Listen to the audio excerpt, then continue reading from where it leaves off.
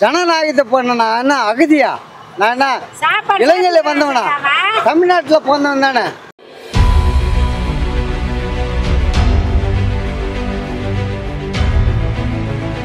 முக ஸ்டாலின் மேலே குற்றம் சொல்கிறோம். எதுக்கு அவர் மேலே சொல்கிறீங்க? அவர் தான் அவர் பிளாட்டு தாங்க.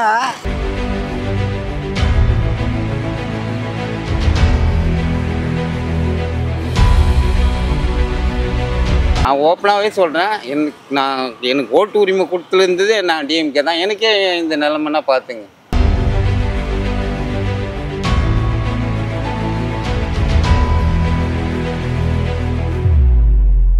ஆற்றங்கரையிலிருந்து 50 மீட்டர் தள்ளிதான் எந்த ஒரு கட்டிடமும் அமைக்க வேண்டும் என்று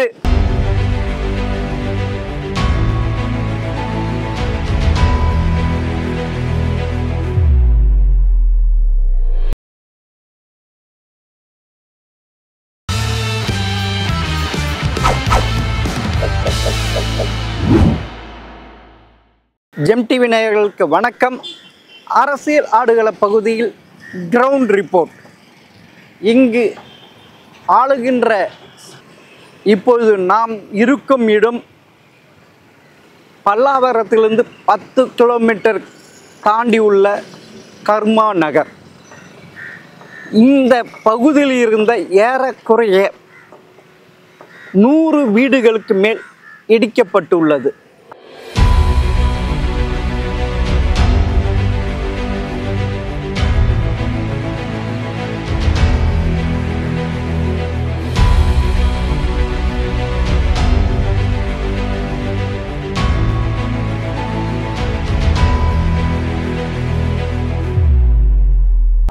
காரணம், அடையார் ஆற்றை ஒட்டி அமைந்துள்ளது. இது ஆக்கிரமிக்க பகுதி, நீர்நிலை பகுதி என்று சொல்லி கடந்த மே 21ஆம் தேதி புல்டோசர் வைத்து இடிக்கப்பட்டது. இதனால் ஏறக்குறைய 300 மக்கள் பாதிக்கப்பட்டுள்ளார்கள். உண்மையிலே இது எதற்காக இடிக்கப்பட்டது என்பது பெரும் குழப்பமாகவே இருக்கிறது. ஜி ஸ்கொயரா அவங்க தான் இதெல்லாம் செய்யறது காரணமா? அதே மாதிரி அந்த ஆத்து ஓடுறது பாரு, அந்த மண்ணில் அவங்களுக்கு தான் இடம். ஸோ உங்களுக்கு தற்காலிகம் பட்டாவை கொடுத்துருக்காங்க. எல்லாமே கரண்ட் அதெல்லாம் கொடுத்து வரி கட்டுறது எல்லாம் இருக்கு. வீட்டு வரி கட்டியிருக்கீங்க. இந்த லேண்டுக்கு நீங்க தான் ஓனர்? ஆமாம், நான் தான் ஓனர். இது பட்டா லேண்டு தான்? ஆமாம், பட்டா லேண்டு தற்காலிக பட்டா வழங்கியிருக்காங்க ஏற்கனவே டிஎம்கேவை. ஆமாம். அப்படி இருக்கிறப்ப உங்களுக்கு கொடுத்துருக்கலாமே. நான் ஓப்பனாகவே சொல்கிறேன், எனக்கு ஓட்டு உரிமை கொடுத்துருந்தது நான் டிஎம்கே தான். எனக்கே இந்த நிலைமைன்னா பார்த்துங்க. ஓலை குச்சி தான். அவங்க மாடி வீடு 2 வீடு அதிகரிச்சிட்டாங்க. பக்கத்துல இன்னொரு மூட்டார் வீடு, அது ஓட்டு வீடு. இல்ல உள்ள இருந்து சாமானாவது எடுக்க வந்து அவங்களே காலி பண்ணு மருமகன் சபரீசன். ஆமா, அவன் தான் வாங்கி வச்சுக்கிறான். பிள்ளாட்ட வாங்கி அவன் தான் பண்ணி விட்டுக்கிறான். எப்படி நீங்க தெரியாம போற போக்க சொல்றீங்க? தெரிஞ்சு வச்சுதான் சொல்றேன். அப்படியா? கட்டாயம் தெரியுமா? சத்தியமா தெரியுங்க. இங்க வந்திருக்காரு அவரு? வந்துக்கிறாரு. நீங்க பாத்துருக்கீங்க கண்ணால? ஜனநாயகத்தை பண்ண நான் என்ன அகதியா? நான் என்ன இளைஞர்ல வந்தவனா? தமிழ்நாட்டில் பிறந்தவன் தானே. ஏனென்றால் அடையார் ஆற்றிலிருந்து ஏறக்குறைய 1/2 கிலோமீட்டர் தொலைவில் இது அமைந்துள்ளது. அப்படிதான் இது இடிக்கப்பட்டுள்ளது. இப்பொழுது என்ன சொல்கிறேன் என்றால், இது நெடுஞ்சாலைக்கு துறைக்கு சொந்தமான நிலம் என்றும் இது ஆக்கிரமிப்பு செய்யப்பட்டுள்ளது என்றும் சொல்கிறார்கள். அனகாபுத்தூர், அதாவது இது அனகாபுத்தூருக்கு, இந்த அனகாபுத்தூரில் டோபி கானா நகர், சாந்தி நகர், ஸ்டாலின் நகர், தாய் மூகாம்பி நகர், எம்ஜிஆர் 3வது தெரு ஆகிய பகுதிகள் இருந்த ஏறக்குறைய 700 வீடுகள் இடிக்கப்பட்டுள்ளது.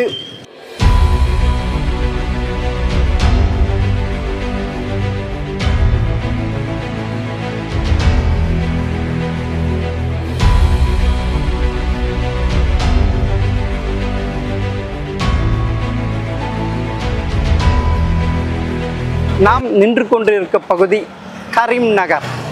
இங்குதான் ஹைவேஸ்க்கு சொந்தமான பகுதியில் மக்கள் வாழ்ந்து கொண்டிருந்தார்கள் என்று சொல்லி இந்த பகுதியில் இருந்த வீடு அனைத்தும் இடிக்கப்பட்டுகிறது. அவர்கள் சொல்கின்ற குற்றச்சாட்டு இதுக்கு முழுக்க ஜி ஸ்கொயர் தான் காரணம் என்கிறார்கள். நமது பின்புறம் பார்த்தால் ஜி ஸ்கொயர் உடைய வீடுகள் அனைமே தெரிய அப்பார்ட்மெண்ட். ஏனென்றால் அவர்கள் இந்த ரோடு ஃப்ரீயாக பார்க்க முடியவில்லை, அனைமே அனைத்து கிடைக்கிறது. இங்கு வாழ்கின்ற மக்கள் அதாவது சுத்தம் சுகாதாரம் இல்லாமல் மிகவும் தாழ்ந்த நிலையில் வாழ்வது அவர்களால் பார்க்கும்போது கண்களுக்கு கூசுகிறதாகவும் ரோட்டை பார்க்க முடியவில்லை என்று சொல்கிறார்கள். இந்த ஜி ஸ்கொயர் தான் இதெல்லாம் எடுக்க முழு காரணம் என்கிறார்கள். இந்த ஜி ஸ்கொயர் யாருடையது என்பது அனைவருக்கும் தெரியும். பட்டவதரமாக அது ஆளுகின்ற அரசுடன் தமிழக அரசுடன் எவ்வளவு கைகோர்த்து உள்ளது என்பது தெரிகிறது. ஒரு மேட்டுக்குடி மக்களுக்காக அன்றாடும் காட்சிகள், ஒரு வேளைக்கு உணவுக்கு சாப்பிட முடியாத வாழ்ந்து கொண்டிருந்த வீடுகள் அனைத்தும் தரைமட்டமாக்கப்பட்டுள்ளது. உண்மையிலேயே இந்த ஆளுகின்ற அரசு அனைத்து மக்களுக்கான அரசா இல்லை மேட்டுக்குடி மக்களுக்கான அரசா? ஜி ஸ்கொயர் தான் இதை இடிக்க முழுக்க காரணம் என்று சொல்லப்படுகிறது. அதற்கு உறுதுணையாக ஆட்சியில் மேலிடத்தில் இருப்பவரும் இந்த பகுதியின் வட்ட செயலாளரும் அமைச்சருமான அன்பரசு தான் காரணம் என்கிறார்கள். மக்களே பாருங்கள், இதுவும் ஒரு இடிக்கப்பட்ட பகுதி, எல்லாமே தரைமட்டமாக்கி உள்ளது.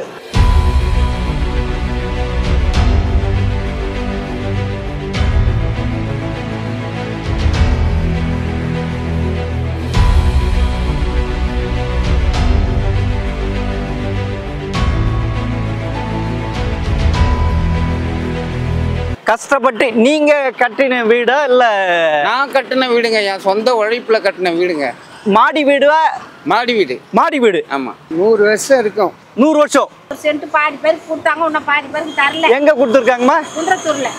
முகஸ்டாலின் மேல குற்ற சொல்றோம். எதுக்கு அவர் மேல சொல்றீங்க? அவர் தான் அவரு பிளாட் தாங்க. இந்த ஆட்சியும் சரி கிடையாது. எந்த ஆட்சி? இந்த ஆட்சி 1 மாசம் வரைக்கும் நான் கொசுக்கடியில் இருப்பேனா, நீ ஏசி ரூம்ல இருக்கணும், நான் உனக்கு ஓட்டு போட்டுவேன், நான் கொசுக்கடியில் சாகணும். அதாங்க எனக்கு வந்து எதுவுமே அதாவது வந்து ஒரு முன்னறிவிப்போ இல்லை, ஒரு இது கிடையாது. ஒரு அதாவது என்ன சொல்கிறதுன்னு புரியல. அதாவது வந்து ஒரு வீட்டை வந்தாங்க, நோட்டீஸ் கொடுத்தாங்க, 7 நாள் டைம்னாங்க. அந்த 7 நாள் டைமில் கூட வந்து அவங்க என்ன சொல்லிட்டு போனாங்கன்னா, நீங்கள் வந்து வேறு கட்சிலாம் எதுவும் இது பண்ணாதீங்க, நாங்களே பார்த்துக்கிறோம் அப்படின்னு சொல்லி சொன்னாங்க. என்னதுமா? பயிர் வச்சிருந்த இடம், இதெல்லாம் பயிர் வச்சு வயல் இடம், அதெல்லாம் நான் உண்மையிலே சொல்றேன். நெல் வளையும் பூமி இது. அதை வந்து அப்பார்ட்மெண்ட்டை மாற்றி விட்டுட்டானுங்க. ஒரு பக்கம் பார்த்தீங்கன்னா இங்க எவ்வளவு பேர் இருந்தீங்க? 125 பேர் இருந்தாங்க. நின்று கொண்டு இருக்கும் இடம் அடையாறின் கிழக்கு கரை, அதே அடக்காபுத்தூர் தான். இந்த கிழக்கு கரை ஒட்டி காயிதே மில்லத் நகர் மற்றும் ஸ்டாலின் நகர், இங்கு ஏறக்குறைய 1000 வீடுகளுக்கு மேல் இருந்தது. இங்கு ஏறக்குறைய 1500 மக்கள் வீடு கட்டி வசித்து கொண்டிருந்தார்கள். இந்த இடம் இடிக்கப்பட்டுள்ளது. காரணம், ஆற்றங்கரை ஒட்டி 50 மீட்டருக்குள் இருப்பதாக சொல்லி இடிக்கப்பட்டுள்ளது. இதே மேற்கு கரையில் பார்த்தால் அதே 50 மீட்டருக்குள் காசா கிராண்ட் அடுக்குமாடி கட்டடங்களை கட்டும் நிறுவனம் இருக்கிறது. அது பட்டா லேண்டு என்றும் இது பட்டா இல்லாத லேண்டு என்று சொல்லப்படுகிறது. உண்மையிலே 2008 இதற்கு பட்டா கொடுக்க கருணாநிதி முதல்வராக இருந்தபோது ஆணையிட்டுள்ளார். இங்கு பல பேருக்கு பட்டா வழங்கப்பட்டுள்ளது. அப்படி இருக்க இது எப்படி இடித்தார்கள் என்பது தெரியவில்லை. இது அடையாற்றில் வெள்ளம் வரும்போது இந்த பகுதி மட்டும்தான் வெள்ளத்தால் சூழுமா? ஏன் மேற்கு கரையில் உள்ள கிராசா கிராண்ட் நிலத்தில் கட்டப்படும் வீடு அடுக்குமாடிகள் சூழாதா என்பது பெரும் சந்தேகமாக இருக்கிறது. ஆனால் அங்கு எந்த விதமான கையை வைக்கவில்லை. அங்கு அடுக்குமாடி கட்டடுவதற்கான அனைத்து பகுதிகளும் நடந்து கொண்டிருக்கிறது. இங்கிருந்த வீடுகள் இடித்து தரைமட்டமாக்கப்பட்டுள்ளது. இங்கே வாழ்ந்த மக்கள் பெரும்பாக்கத்தில் அடுக்குமாடி குடியிருப்பு இடம் ஒதுக்கப்பட்டுள்ளதாக கூறப்படுகிறது. அங்குதான் இங்கு இருந்து சில மக்கள் அங்கு சென்றுள்ளார். உண்மையிலே இங்கே வாழ்ந்த மக்கள் இங்கு உள்ள பள்ளிகளிலும் கல்லூரியிலும் மாணவர்கள் படித்தார். அங்கிருந்து இங்கு வந்து எப்படி படிக்க முடியும் என்பது தெரியவில்லை. இங்கிருந்த மக்கள் இங்கே வேலை செய்து கொண்டு அங்கிருந்து இங்கே வர வேண்டியது இருக்குது. இன்னல்களை இந்த காயிதே மில்லத் நகர் ஸ்டாலின் நகரில் வாழ்ந்த மக்கள் அல்லலுக்கு படுவார்கள் என்பது எந்த மாற்று கருத்தும் இல்லை. இப்பொழுது நாம் நின்று கொண்டிருப்பது அனகாபத்தூர் அருகில் உள்ள, அதாவது அனகாபத்தூர் அருகில் உள்ள அடையாற்றின் ஆற்றங்கரையின் மேற்கு பகுதியில் தமிழக அரசின் சட்டப்படி ஆக்கிரமிப்பு பகுதியாக இருந்தாலும் சரி, நீர்நிலை பகுதிகள் குறிப்பாக ஆற்றங்கரையிலிருந்து 50 மீட்டர் தொலைவுதான் மக்கள் வசிக்க வேண்டும் என்றும் வீடுகள் கட்டிக்கொண்டு வாழலாம் என்றும் சட்டம் இருக்கிறது. ஆனால் நாம் இப்பொழுது பாருங்கள், அடையார் ஆறு இப்பொழுது இந்த கரையிலிருந்து காம்பவுண்டு இருக்குது. இது 50 மீட்டர் கூட இல்லை. இந்த காம்பவுண்டு யாருக்கு சொந்தமானது என்றால் காசா கார்டன் என்கின்ற மிக பெரிய அடுக்குமாடி கட்டடங்களை கட்டி விற்பனை செய்யும் நிறுவனமாகும். அப்படி இருக்கும்போது இங்கிருந்து 50 மீட்டர் கூட இல்லை இந்த காம்பவுண்டு. இதை ஏன் தமிழக அரசாங்கம் இடிக்கவில்லை? இது சட்டத்துக்கு புறம்பானது உண்மையிலே. ஆனால் தமிழக அரசாங்கம் சொல்கிறது இது பட்டா லேண்ட். பட்டா லேண்ட் இருந்தாலும் ஆற்றங்கரையிலிருந்து 50 மீட்டர் தள்ளிதான் எந்த ஒரு கட்டிடமும் அமைக்க வேண்டும் என்று சட்டம் விதி.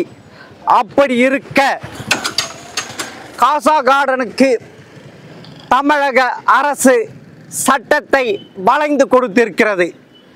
இங்கு குறிப்பாக 2015 செம்பரம்பாக்கம் ஏரி நடு இரவில் திறக்கப்பட்ட போது இந்த ஆற்றின் வழியாக தான் அந்த தண்ணீர் வந்தது. அன்று மிக பெரிய மழை உண்டானது. தமிழகம் முழுவதுமே சென்னையை தண்ணீர் மூழ்கியது. குறிப்பாக அடையார் அனைத்து டி நகர்.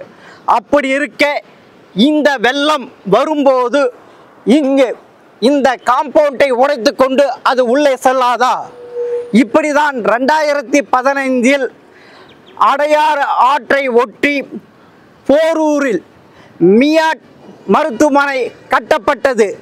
அந்த வெள்ளத்தால் அந்த காம்பவுண்டு உடைந்து அந்த வெள்ளமானது மியாட் ஆஸ்பத்திரியில் புகுந்து ஏறக்குறைய 48 பேர் இறந்து போனார்கள். தமிழக அரசாங்கமே இப்படி ஒரு நிகழ்வு நடந்தும் இன்னும் பாடம் படிக்கவில்லையா? பெரிய நிறுவனங்களுக்கு நீங்கள் சட்டத்தை வளைத்து கொடுப்பீர்களா? மக்களின் உயிர் அவசியம் இல்லையா? இந்த காசா கார்டன் நிறுவனம் அடுக்குமாடி கட்டி கொடுக்கப்படுகிறது. பொதுவாகவே இந்த அடுக்குமாடி கட்டி கொடுக்கும் நிறுவனங்கள் அனைத்தும் ஆற்றங்கரை ஓரத்திலும் கடற்கரை ஓரத்திலும் அடுக்குமாடி கட்டிடங்களை கட்டி கொடுக்கிறது. அப்படி கட்டி கொடுக்கும் பொழுது அந்த இடத்தில் மிகப்பெரிய அதிக தொகைக்கு ஏறக்குறைய 2 கோடி 1 கோடி 3 கோடி என்று விற்கப்படுகிறது. இப்பொழுது காசா கார்டனுக்குள்ளே அதற்கான அடுக்குமாடி கட்டிடங்கள் உருவாவதற்கான பணிகள் நடந்து கொண்டிருக்கிறது. இது சட்டத்துக்கு புறம்பானது. இது ஏன் இடிக்கவில்லை? 2015 கட்டப்பட்டது. இந்த கட்டிடம் எதுக்கு தெரியுமா? அடையாற்றில் மழைக்காலத்தில் பெருவெள்ளம் வரும்போது எவ்வளவு அடிக்கு தண்ணீர் வருகிறது, எவ்வளவு வேகத்தில் அந்த தண்ணீர் ஓடி வருகிறது என்பதை அளவிடுவதற்காக அமைக்கப்பட்ட இடம். அங்கிருந்து தான் 4 அடி தள்ளி தான் அந்த இதுவே இருக்கிறது. உண்மையிலே இங்கு வீடு வாங்கி அடுக்குமாடி வீடு வாங்கி குடியிருக்க வருபவர்களுக்கு உயிருக்கு எந்த விதமான உறுதியும் இல்லை, எதுவும் இல்லை. தமிழக அரசாங்கம் CMDA எப்படி இங்கு அடுக்குமாடி கட்டிடம் கட்டுவதற்கு சான்று அளித்தது என்பது தெரியவில்லை. நாம் நின்று கொண்டு இருக்கும் இடம் அணக்காப்பு தெரு உள்ள சாந்தி நகர். இங்கு ஏறக்குறைய 500 வீடுகளுக்கு மேல் இருந்தது. இதுவும் நீர்நிலை ஆக்கிரமிப்பு பகுதி, அதாவது அடையாறை ஒட்டி உள்ளது. இங்கு ஏறக்குறைய 70 ஆண்டுகளாக மக்கள் வாழ்ந்து கொண்டு இருந்தார்கள். 2003 தான் இது நீர்நிலை ஆக்கிரமிப்பு இடம் என்று அரசாங்கம் அறிவித்திருந்தது. 2008 தான் திருப்பும் அதையே பழைய கதை தான். இங்கும் பட்டா வழங்கப்பட்டு இருந்தது. இப்பொழுது இது நீர்நிலை ஆக்கிரமிப்பு இடம் என்று சொல்லி இங்கிருந்த குடியிருப்பு எல்லாம் புல்டோசர் வைத்து இடித்து நொறுக்கப்பட்டது. இங்கு வாழ்ந்த மக்கள் ஏறக்குறைய 1000 பேர் இருப்பார்கள்.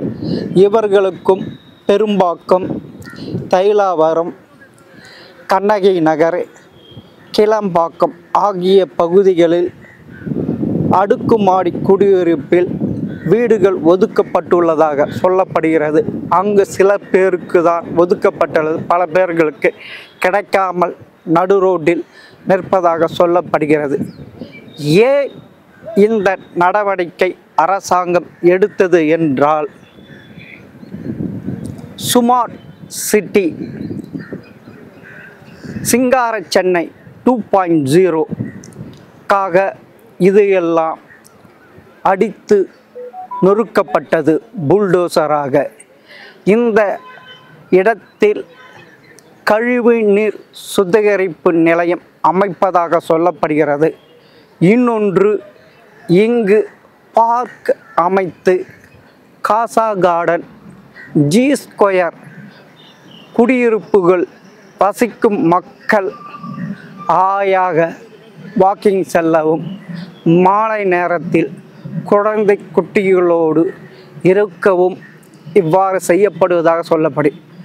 மே 21ஆம் தேதி 22, 23 இங்கிருந்த குடியிருப்புகளெல்லாம் புல்டோசர் வைத்து அடித்து நொறுக்கப்பட்டது. இந்த குறுகிய காலத்திலே இங்கிருந்த ரப்பீஸ் எல்லாம் அகற்றப்பட்டுள்ளது. அதற்கான லாரிகள் இருக்கிறது. மிக பரபரப்பாக இந்த வேலை நடக்கிறது. உண்மையிலேயே சென்னை புனரமைப்பு திட்டத்தின் கீழ் இது கையாளப்படுகிறது. இதற்கு உதயச்சந்திரன் தான் அதிகாரியாக நியமிக்கப்பட்டுள்ளார். 2030க்குள் தமிழகம் 1 ட்ரில்லியன் ட்ரில்லியன் டாலரை எட்ட வேண்டும் என்பது தற்போதைய ஸ்டாலின் அரசின் குறிக்கோள்.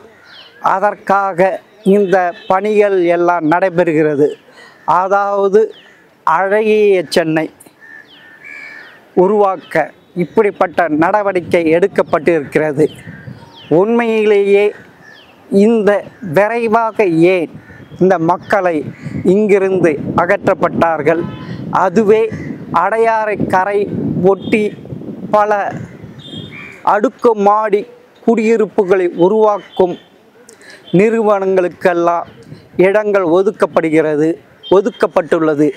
இது ஏன் அரசுக்கு எதிரானதா என்பது தெரியவில்லை. ஏழை மக்கள் என்றால் இளங்காரமா? அவர்களுக்கு ஓட்டு போட்டு தேர்ந்தெடுத்த மக்களை இப்படி அல்லல் பல்ல வைக்கலாமா? ஸ்டாலின் அரசு முழுக்க கார்ப்பரேட்டுகளுக்கு உறுதுணையாக உள்ளது. அதாவது G2ம் காசா கிராண்டும் இசை கார்ப்பரேட் நிறுவனங்கள். இங்கிருக்க மக்கள் சொல்கிறார்கள், இப்பொழுது அதாவது சாந்தி நகர், தாய் மூகாம்பியன் நகர், தில்லை கங்காய் நகர், ஸ்டாலின் நகர், டோபிகானா நகர், இங்கிருக்க பகுதிகளெல்லாம் இடிக்கப்பட்ட இடத்தில் அவற்றை காசா கிராண்டுக்கும் G2க்கும் விற்பதற்காக இந்த நடவடிக்கை எடுக்கப்பட்டுள்ளதாக பொதுமக்கள் பேசிக்கொள்கிறார்கள். இங்கே வாழ்ந்த மக்களும் அவ்வாறு தான் சொல்கிறார்கள். நாம் கேட்கும்போது ஏன் உங்களுடைய குறைகள் வேண்டாம், எங்களுக்கு பின்னாடி பல பிரச்சனை எதிர்கொள்ள நேரிடும் என்பதற்காக அவர்கள் வாய் திறக்க பயப்படுகிறார்கள். இதுதான் இந்த நடவடிக்கைக்கு முக்கிய காரணம். தமிழக அரசாங்கம், குறிப்பாக ஸ்டாலின் அரசாங்கம் ஏன் இந்த நகரை எல்லாம் புல்டோசரை வைத்து அடித்து நொறுக்கிறதுக்கு பின்புலம் இதுதான் என்கிறார்கள். மக்கள் உங்கள் பார்வைக்கு விட்டுகிறோம். இன்னும் சில நாட்களில் ஆண்டுக்குள் இந்த ஆட்சி இன்னும் முடிய 10 மாதங்களுக்குள்ள அதுக்குள் இந்த பகுதி என்ன ஆகிறது என்பதை பொறுத்திருந்து பார்ப்போம். நன்றி, வணக்கம்.